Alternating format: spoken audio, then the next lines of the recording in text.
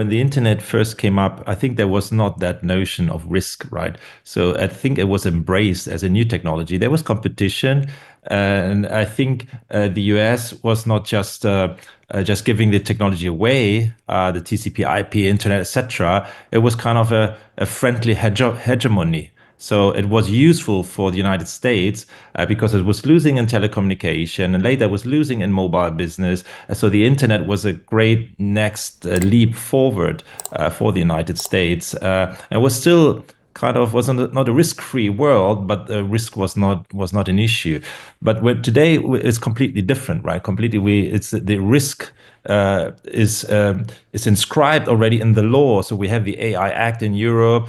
There's the executive order. China has a series of also of laws and regulating. It's a quite complex regulatory landscape. And this year or last year was already anticipated an AI law in China as well, which is postponed due to let's say some uncertainties, how to deal with IP, not just security issues. And but we have to keep in mind that that the focus on risk is always suspicious of human agency. So we don't trust human agency because we could misuse that technology, right?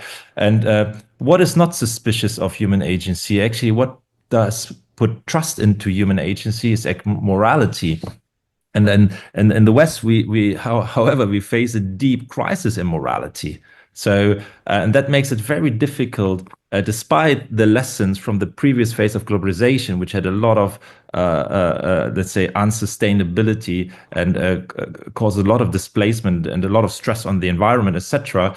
But I think that it's a big moral crisis, and this risk factor is not just a European, American, or also a Chinese thing. I think it's a feature of a late modern, technologized modernity.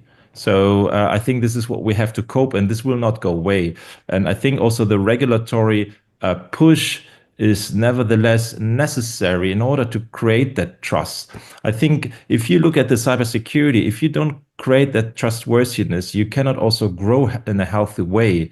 But of course, what we see now with TikTok, it is crossing that boundary of reclaiming back your sovereignty of a country which got lost during the previous phase of globalization, where you could not easily implement regulations for the benefit of society because of the global pressure of financial markets, etc.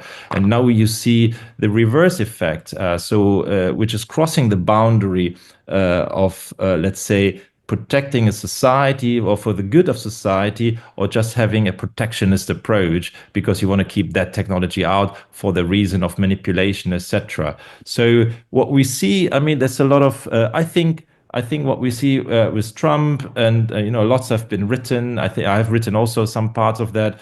I think from the Chinese perspective, we cannot assume that Trump will be transactional, nor will he simply be peaceful. I think that these are the hypotheses that he could be like that. I think what was happening once we know what Trump is actually doing, then we will see a lot of risk hedging, like also between the EU and China in terms of collaborating, but also between China and the ASEAN and Africa. So and in Latin America, once it's clear what Trump is doing, then I think then we can also more. Then we have more certainty about the relationship with the other regions. I think also to finish that. I think some macroeconomic constraints and also this dollar conundrum, meaning in times of crisis, actually money pours into the United States and the dollar goes up again, and that which is not of the advantage of the United States because it wants the dollar to become cheaper in order to how to say rebalance the U.S. economy and the trade deficit. I think those constraints might actually curb some of the wildest ideas we could see with the Trump 2 administration.